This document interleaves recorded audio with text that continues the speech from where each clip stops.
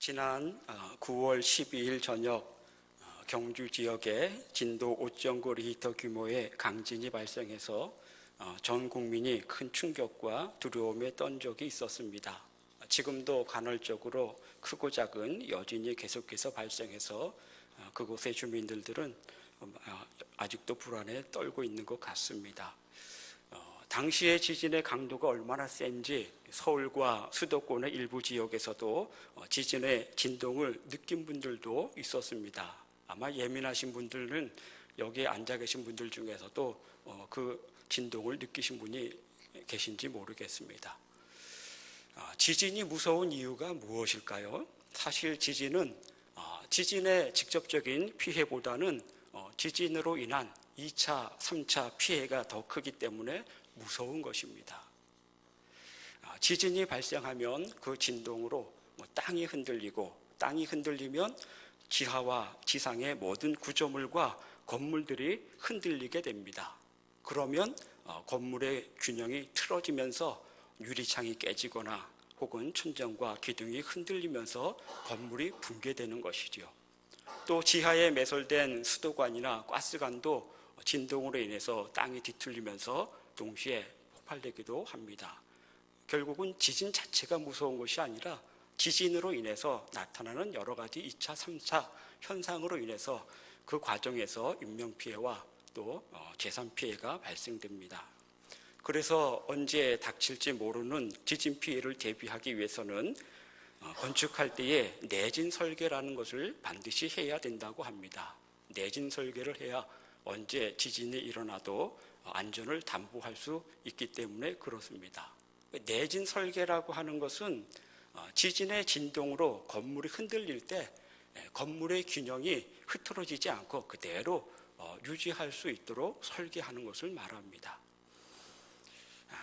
그런데 이 내진 설계라고 하는 것이 꼭 건물이나 어떤 구조물에도 반드시 필요하지만 우리가 신앙생활하면서 우리의 신앙을 바로 세우고 그리고 우리의 믿음이 흔들리지 않도록 유지하는 데도 필요한 원리입니다. 왜냐하면 때로는 우리의 믿음도 신앙생활하면서 신앙 외적의 영향과 충격으로 의해서 흔들리거나 혹은 우리의 믿음이 주저앉게 될 그런 상황도 굉장히 많이 발생하기 때문에 그렇습니다.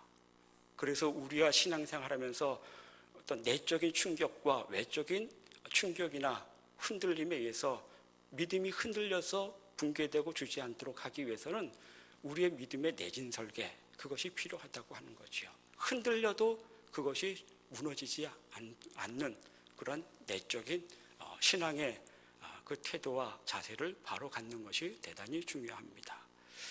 사실 요즘은 신앙에 대한 내적인 갈등이나 고민으로 흔들리는 사람보다는 외적인 요인에 의해서 믿음이 흔들리거나 믿음의 자리에서 떠나는 사람들이 훨씬 더 많은 시대인 것 같습니다. 과거에는 신앙적 고민을 가지고 갈등을 가지고 목회자와 상담을 하거나 혹은 신앙적 멘토와 상담을 해서 그런 갈등으로 인해서 신앙이 흔들리는 분들이 청년들이나 혹은 교회에 신앙생활 열심히 하시는 분들 가운데 많았는데 요즘에는 그런 신앙의 내적인 고민을 할 틈도 없는 것 같아요.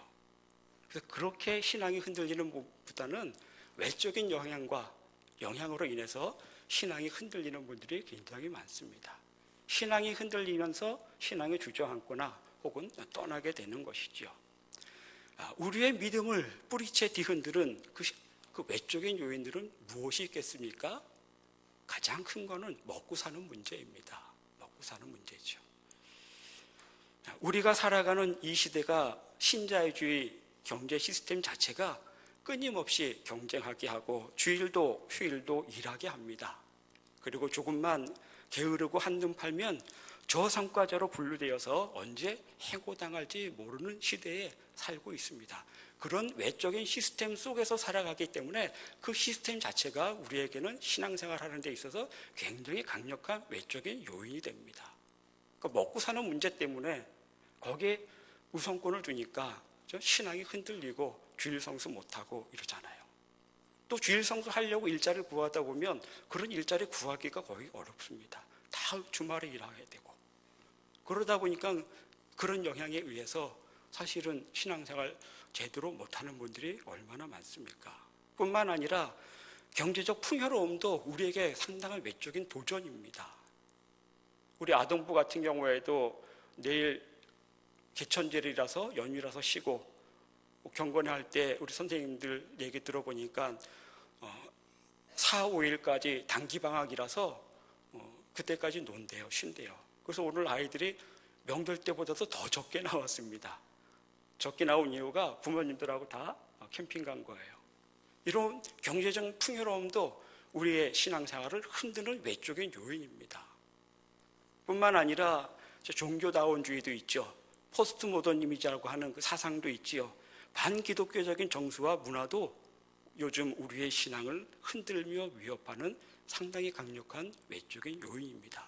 그리고 실제로 많은 사람들이 이런 여러 가지 외적인 요인들로 인해서 신앙생활을 떠나거나 제대로 못하고 혹은 흔들리는 사람들이 굉장히 많습니다. 이러한 외적인 영향에 가장 취약한 세대가 청년들 아닙니까? 어느 교회도 웬만한 교회는 청년들 모이기 어렵습니다. 다 이런 외적인 요인들로 인해서 흔들리는 거예요. 모일 시간이 없는 거예요.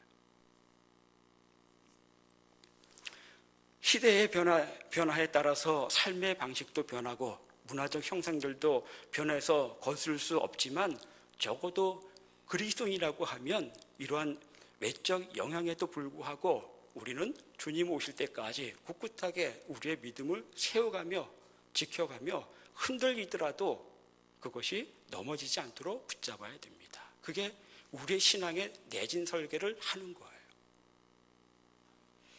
사도 요한이 요한 일서를 쓸 당시에 초대교회 성도들도 로마로부터 대대적인 그리스도인들에 대한 탄압을 받고 있었던 시대였습니다. 뿐만 아니라 영주주의를 비롯해서 수많은 이단들의 유혹과 시험이 있었습니다. 이 모든 것들도 당시의 외적인 영향들이었습니다. 이로 인해서 성도들의 믿음이 흔들리고 믿음에서 떠나는 사람들도 많아졌습니다. 그래서 사도 요한이 이 요한일서라고 하는 편지를 통해서 그들의 믿음이 흔들리지 않도록 붙잡아주면서 하나님과 깊은 사귐의 관계를 갖고 그 사귐의 기쁨을 맛보도록 하기 위해서 이 요한일서를 쓴 것입니다.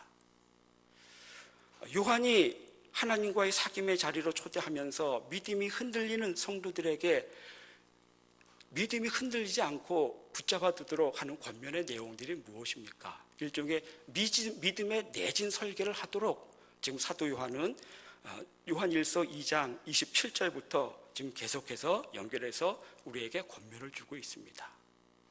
어떤 외적인 영향에 의하더라도 믿음이 뿌리채 흔들려서 뽑히지 않고 주저앉지 않도록 하기 위해서 흔들리지만 흔들림에도 불구하고 그 믿음을 굳게 붙잡고 세워가고 지켜갈 수 있도록 주는 권면들입니다.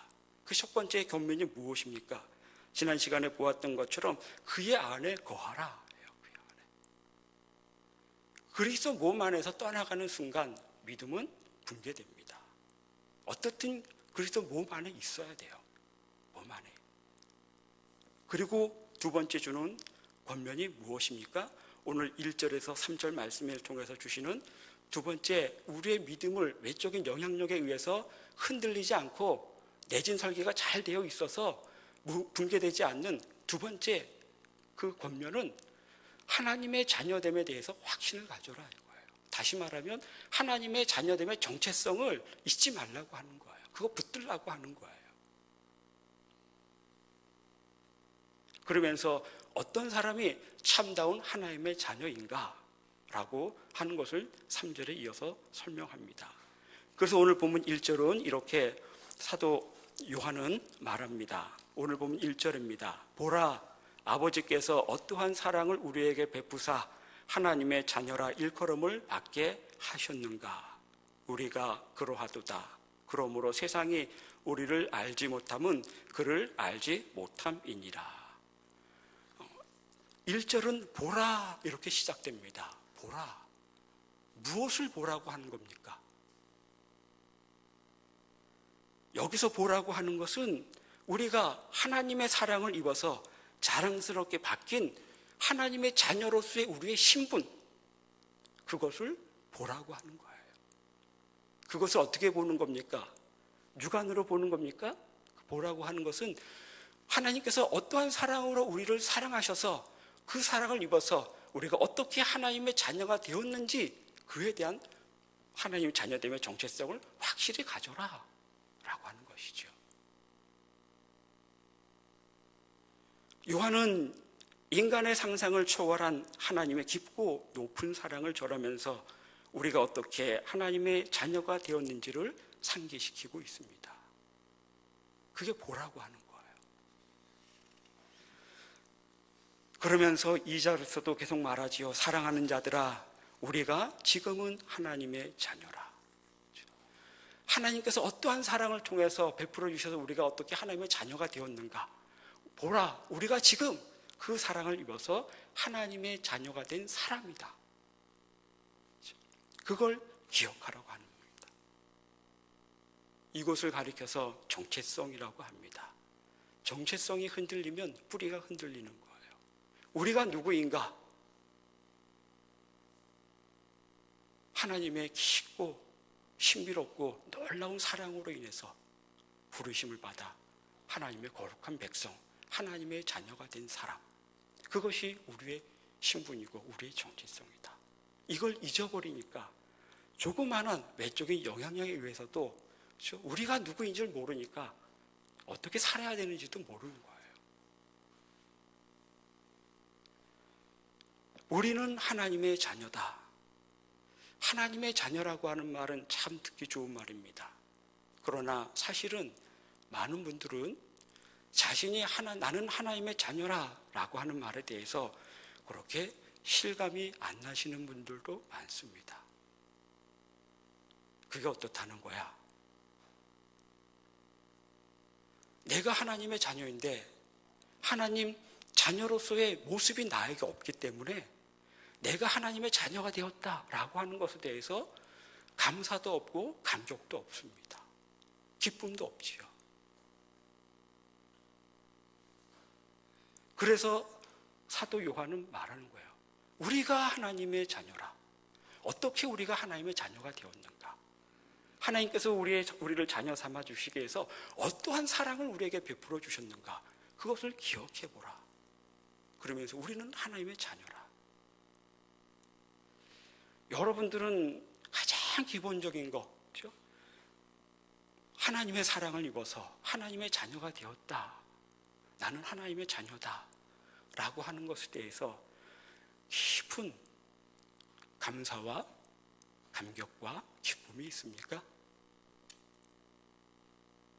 이거 없으면요, 신앙생활에서 그 어떤 것으로부터 기쁨을 얻을 수 없습니다. 가장 기본적이고 가장 본질적인 거예요.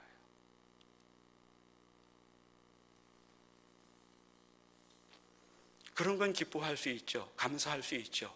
조금 내 삶에 무엇이 잘 돼서 내가 원하는 대로 이루어지거나 기도한 대로 응답되고 그런 것들은 감사하잖아요. 그런데 그런 감사는 본질적인 것이 아니기 때문에 순간적인 거예요. 또 지나가면 또 어려움이 와서 또 구하죠. 물론 그런 것도 우리가 충분히 감사하고 구해야 됩니다. 그러나 제가 말씀드리는 것은 그것이 본질이 아니라고 하는 거예요. 본질이라고 하는 것은 어떤 형편에 있든지 어떤 상황에 있든지 내 모습이 어떠하든지 외적인 조건이 어떠하든지 그것과 관계없이 늘 그것만 생각하면 감사가 우러나오고 그것만 생각하면 감격스럽고 기쁨이 솟아나는 그것이 본질이라고 하는 거예요. 그 본질이 무엇입니까?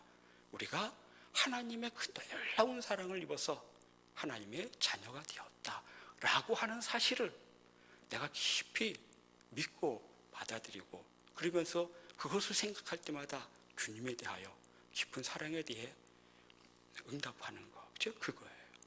그거 없으면요 신앙생활 어렵습니다. 기쁨이 없습니다. 순간순간 기쁨이 있죠. 그러나 외적인 영향과 충격을 받으면 다 언제 내가 하나님께서 기도응답 받아서 감사했던가, 언제 내가 원하는 대로 이루어져서 하나님께 감사했던가 다 사라지게 되고 우리의 쓴뿌리, 그렇죠? 옛날 모습 그대로 다 나타나요. 많은 분들은 하나님의 자녀라고 하는 것에 대해서 실감하지 않습니다.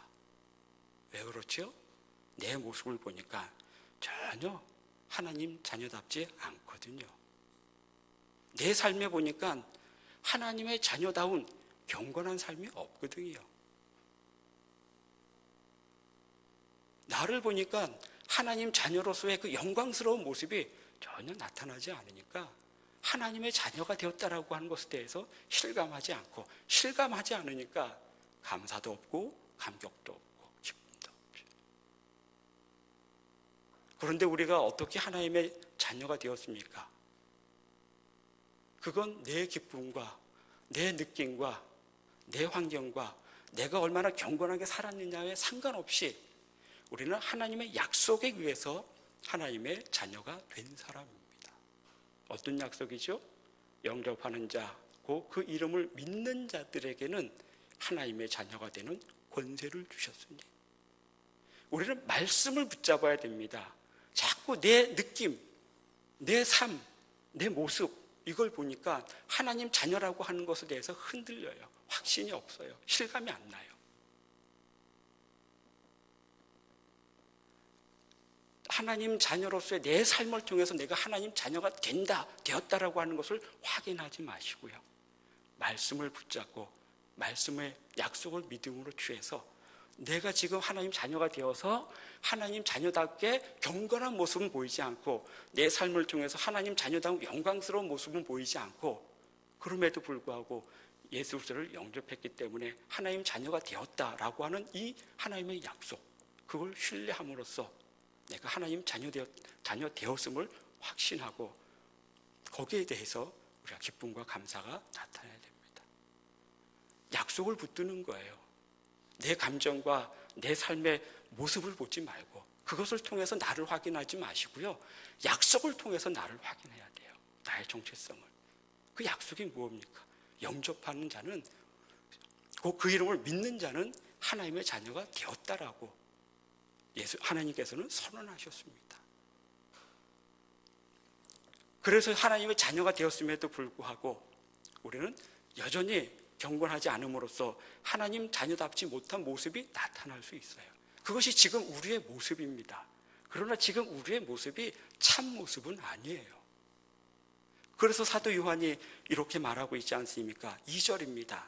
사랑하는 자들아, 우리가 지금은 하나님의 자녀라. 지금은 하나님의 자녀예요. 내가 내 삶이 하나님의 자녀답지 못하게 경건하게 살지 못한다 하더라도 예수님을 구주로 영접했기 때문에 지금은 하나님의 자녀예요. 내 모습과 상관없이.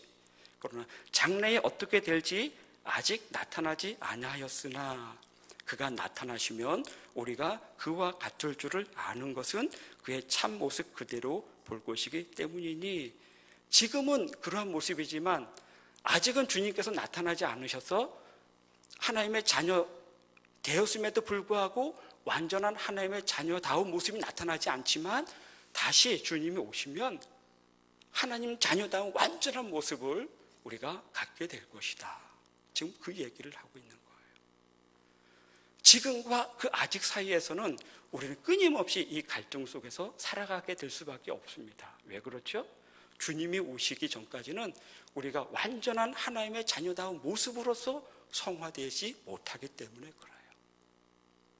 완전한 하나님의 자녀다운 모습은 주님께서 다시 오시면 그때 우리가 부활된 몸으로서 하나님 나라에서 완전한 하나님의 자녀다운 영광스러운 모습, 거룩한 모습, 그때 우리가 있게 될 것입니다. 그 전까지는 우리가 아무리 발버둥 쳐도 완전한 하나님 자녀다운 모습을 우리는 나타내 보일 수도 없고 갖출 수도 없어요. 그래서 참된 성도는 어떻게 살아가라고 말씀하고 있습니까? 3절에 보니까 주를 향하여 이 소망을 가진 자마다, 참된 하나님의 자녀는 어떤 사람이 참된 하나님의 자녀인가?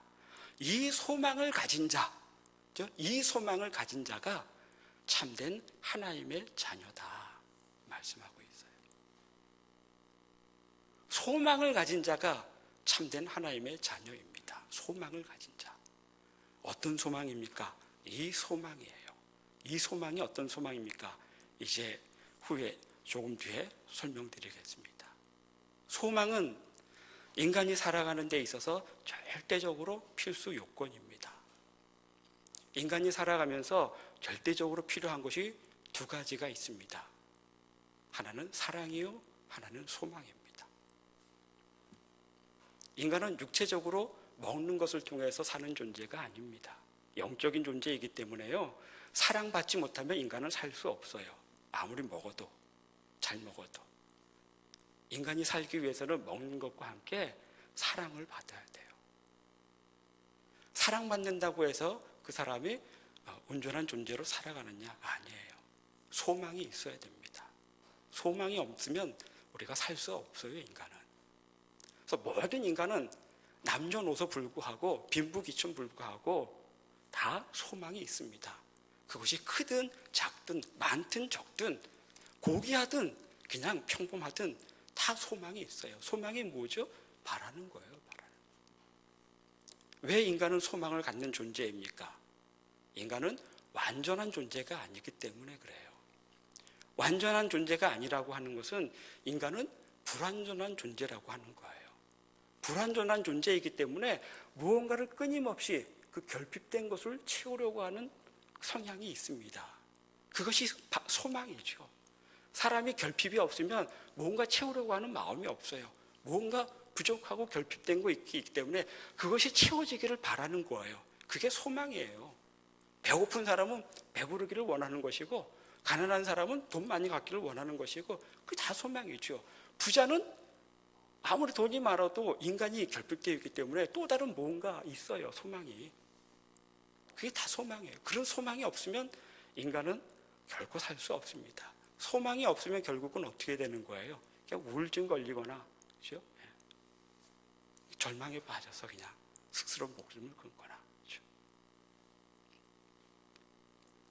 우리가 잘 아는 아우슈비츠 수용소에서 이야기 우리 전에 최 전사님 하셨는데, 독일에 있는 2차 세계대전 때 아우슈비츠 수용소에서 유대인들이 약 300만 명이 독가스실에서 죽었다고 합니다. 그런데 그 중에서 아주 적은 사람들이, 살아남은 사람들이 있어요. 그 살아남은 사람들 중에 빅토르 프랑클이라고 하는 사람이 있습니다. 정신과 의사였어요. 이 사람이 극적으로 이 아우슈비츠 수용소에서 극적으로 살아나서 그가 회복한 이후에 이 수용소에서 살아남은 사람들을, 생존자들을 찾아가서 도대체 이 사람들이 살아남은 이유가 무엇인가 라고 하는 것을 조사를 했다고 합니다. 그 아우슈비츠 수용소에서 살아남은 사람들을 조사한 결과 공통점이 있었다고 그래요. 그것이 무엇이냐 하면, 사람들이 건강해서도 아니고요, 잘 먹어서도 아니고, 두 가지 이유가 있었답니다. 한 부류는 살아남을 수 있다고 하는 그 소망을 끝까지 가진 사람, 그 사람만이, 그런 사람들이 살아남았고, 혹은 나는 반드시 살아남겠다라고 하는 강한 의지를 가지고 있었던 사람. 이 두 가지가 살아남은 사람들의 모두에게 다 공통점으로 있었다고 합니다. 소망이 그렇게 중요한 거예요. 소망. 물론 이것은 이분이 밤과 안개라고 하는 이 수기를 통해서 다 밝혀진, 기록돼서 책으로 나온 내용들입니다. 이 세상에 살고 있는 사람들 중에 소망이 없는 사람은 없습니다. 다 소망이 있어요. 그런데 성경에서는 소망을, 두 가지 소망을 이야기를 합니다. 베드로가 얘기하는 것은 산 소망에 대해서 얘기하죠. 산 소망이 있다고 하는 것은 반대로 죽은 소망이 있다라고 하는 거예요. 그러면서 베드로 사도는 이렇게 말합니다. 우리를 거듭나게 하사 산 소망이 있게 하시며, 거듭난 사람이 갖고 있는 소망, 거듭난 사람만이 가지고 있는 소망, 그것이 산 소망이다. 거듭나지 않는 사람들이 가지고 있는 소망, 그것은 그럼 그와 대비되는 소망으로서 죽은 소망이에요. 사도 바울은 보이는 소망과 보이지 않는 소망을 이야기합니다. 다 같은 얘기죠.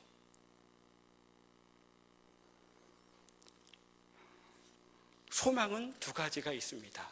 모든 사람은 다 소망을 가지고 있는데, 내가 소망하는 것이 산 소망인지, 살아있는 소망인지, 영원한 소망인지, 아니면 이 땅의 것들을 바라는 소망인지. 이 땅의 것들을 바라는 소망은 성경적으로는 죽은 소망이다, 보이는 소망이다. 우리는 보이는 것이 아니라 보이지 않는 것들을 추구하는 사람들이죠. 하나님의 자녀들은 소망을 가진 자인데, 이 땅의 것에 대한 죽은 소망이 아니라, 보이는 것에 대한 소망이 아니라 산 소망, 보이지 않는 소망을 가진 사람이 하나님의 자녀다. 그 보이지 않는 소망, 산 소망, 그 소망이 무엇이냐? 요한일서는, 사도 요한은 지금 2절에서 세 가지를 말하고 있습니다. 첫째가 무엇이죠? 그가 나타나시면, 그가 나타나신다라고 하는 것은 예수님의 재림을 말하고 있습니다. 예수님의 재림을 소망하는 것, 그것이 살아있는 소망, 영원한 소망입니다. 오늘 기간장 원래히 할 때 목사님 경건할 때 말씀하셨죠? 재림의 소망이 요즘에 없는 것 같다. 맞는 말씀입니다. 재림의 소망이 아닌 소망은, 그건 성경적으로는 죽은 소망이에요. 재림의 소망을 가진 사람이 참된 하나님의 자녀예요. 그리고 재림의 소망뿐만 아니라, 재림의 소망은 무슨 내용입니까? 계속해서 말씀을 보면, 우리와 그와 같을 줄을 아는 것은 그의 참모습 그대로 볼 것이기 때문이요. 재림의 소망뿐만 아니라 주님이 다시 오시면 주님을 우리가 볼 것이다 라고 하는 소망. 그렇죠? 지금은 마치 거울로 보는 것처럼 희미하게 주님을 보지만, 그때가 되면 얼굴과 얼굴을 맞대서 확실히 대면해서 주님을 볼 것이라고 하는 소망, 그것이 재림의 소망이면서, 그 소망을 가진 사람이 산 소망을 가지고 있는 것이고, 이 소망을 가진 사람만이 참된 하나님의 자녀인 거예요. 그러면서 주님이 다시 오시고 주님을 다시 뵙고 그러면 어떻게 됩니까? 말씀에 그렇게 되어 있죠. 그가 나타나시면 우리가 그와 같을 줄을 아는 것은, 다시 말하면 주님의 그 거룩하신 모습처럼 우리도 그때가 되면 그렇게 거룩하게 될 것이다 라고 하는 거예요. 그것을 소망하는 소망이 참된 소망이요, 산 소망입니다. 주님의 다시 오심을 소망하면서, 다시 오실 주님을 내가 뵙기를 소망하면서, 그 주님을 배워서 내가 지금은 아무리 거룩하게 살려고 몸부림치다 하더라도 우리가 가지고 있는 영적 육체적 한계로 인해서 완전한 하나님의 그 자녀다운 영광스러운 모습을 나타내지 못함으로 인해서 고민하고 갈등하고 괴로워하는, 그것을 벗어나서 주님 다시 오시면 주님의 완전하신 모습처럼 우리도 그렇게 완전하게 될 것이라고 하는 소망을 갖고 있는 것이 우리가 갖는 소망의 내용입니다. 그 소망을 가진 사람이 하나님의 자녀예요. 괜히 하나님의 자녀라고 해서 이름만 가지고 있는 사람이 하나님의 자녀가 아니라 내용적으로 하나님의 자녀가 되어야 되죠. 소망을 가진 사람, 이 소망을 가진 사람이 하나님의 자녀다. 이 소망을 가진 사람이 바로 우리가, 하나님의 자녀인 우리가 이 소망을 가진 사람이다. 그것을 지금 기억하고 상기시키면서 확신을 갖도록 합니다. 그러면 이 소망을 가진 사람은 어떻게 살아갑니까? 3절에 이렇게 삽니다. 주를 향하여 이 소망을 가진 자마다 그의 깨끗하심과 같이 자기를 깨끗하게 하느니라. 이 소망을 가진 사람은 이 땅에서 어떻게 살아갑니까? 깨끗하게 살아가는 거예요. 다시 말하면 거룩함을 추구하며 살아가는 겁니다. 오늘 기간장 원래회 때도 담임 목사님 언급하셨지요. 재림신앙에 대해서 말씀하시면서 그리스도인의 삶은 세상에서 성공을 추구하는 삶이 아닙니다. 본질을 얘기하는 거예요. 본질. 더 많이 갖기 위해서, 더 높아지기 위해서 몸부림치는 것이 우리의 삶의 목적이 아닙니다. 거룩함을 추구하는 삶이죠. 깨끗함을 살려고 몸부림치는 것이 바로 우리의 삶의 목적이고, 이 소망을 가진 자가 살아가는 삶의 방식입니다. 그럼 우리가 어떻게 우리 자신을 깨끗하게 할 수가 있죠? 이 소망을 가진 자는 주님이 깨끗하신 것처럼 우리도 깨끗함을, 거룩함을 추구하며 살아가려고 삶의 목적이 바뀌는데, 우리가 어떻게 살아가는 것이 깨끗하게 사는 것이고 거룩함을 추구하는 삶입니까? 여기서 깨끗해야 된다고 하는 말씀은 내면적 성결함을 말합니다. 무엇을 하지 않고 어떤 외적인 규칙을 만들어 놓고, 예를 들어서 나는 술도 안 마시고 담배도 안 피고 어디도 안 가고 뭣도 안 하고 뭣도 안 하고, 그런 규칙을 만들어 놓고 지켜가는 것이 깨끗함을 추구하는 것이 아니라 우리의 내면의 깨끗함. 우리가 내면의 깨끗하면 이것은 외적으로 당연히 나타나게 되어 있어요. 우리가 거룩함을 추구해야 된다, 우리가 깨끗한 삶을 살아야 된다라고 할 때의 핵심은 우리의 영혼의 순결함을 지켜가면서 사는 거예요. 영적 순결함. 이 영적 순결함을 지키기 위해서 내면적 순결함을 추구하는 사람은 또한 우리가 어떤 외적인 규칙들을 만들어 놓지 않더라도 거룩하고 좀 깨끗하고 구별되고 살게 되어 있어요. 우리 안에 죄가 있지 않습니까? 우리 안에 자아가 있지 않습니까?